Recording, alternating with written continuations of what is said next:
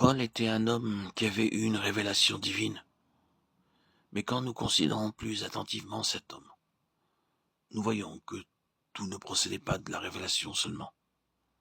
Pendant des années, il avait suivi le Seigneur et pendant des années, il n'avait jamais laissé accès au péché, ni même subi de défaite. Et pendant toutes ces années, sa richesse spirituelle augmentait sans cesse. C'est ainsi qu'il a pu apporter la parole qui répondait aux besoins rencontrés. Nous avons un bel exemple du développement spirituel d'une vie lorsque Paul ouvre son cœur dans la lettre aux Corinthiens. Il nous dit qu'il exprime seulement sa pensée, sans une révélation particulière du Seigneur. Et cependant, nous découvrons que ce qu'il a dit, c'est encore actuellement la divine révélation pour l'Église. Nous avons un homme qui dit ses propres mots, et ces mots sont rapportés dans la Bible comme étant la parole de Dieu. Nous voyons les auteurs sur lesquels, dans la Nouvelle Alliance, la grâce de Dieu peut transporter un être humain. Nous voyons un être humain formé par Dieu pendant des années. Dieu a sans cesse modelé sa vie et l'a purifié jusqu'à ce qu'il tisse quelque chose dans la constitution la plus profonde de cet homme. C'est cela la richesse. Et c'est le résultat de l'incessante activité divine dans la vie d'un homme pendant de longues années. Ce n'est pas le résultat de dons particuliers ou de grâces particulières.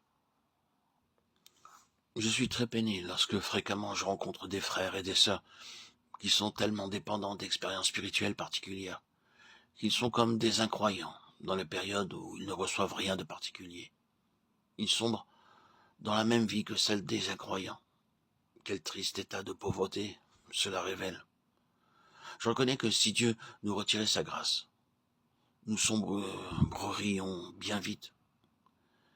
Mais bien que cela soit vrai, il est tout aussi vrai qu'il y a une opération incessante de sa grâce, laquelle, en accord avec ce qu'il y a de plus profond en nous-mêmes, y façonne quelque chose au cœur même de notre être. À moins d'avoir été tissés profondément par la grâce, nous subirons des défaites au jour de l'épreuve.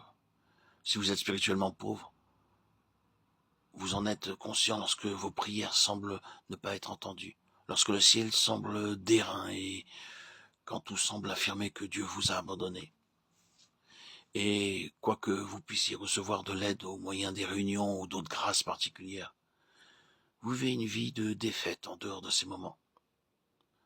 Si au contraire, vous avez jour après jour engrangé des richesses au cours des ans,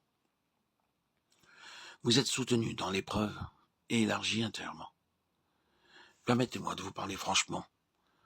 Vous pouvez penser que vous êtes déjà riche, mais aucun de vous n'est vraiment riche.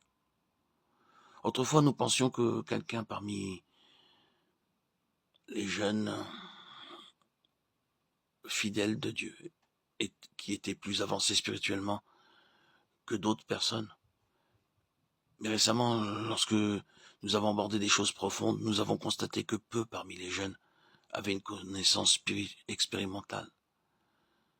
J'attire votre attention sur ceci. Vous n'avez pas encore accumulé suffisamment de richesses. C'est pourquoi ne soyez pas orgueilleux, ce serait une folie. Vous devez réaliser qu'un long chemin doit encore être parcouru avant d'atteindre ce but. Et le but sera uniquement atteint si vous laissez le Saint-Esprit, jour après jour, réaliser l'œuvre dans vos vies pour qu'il vous façonne intérieurement.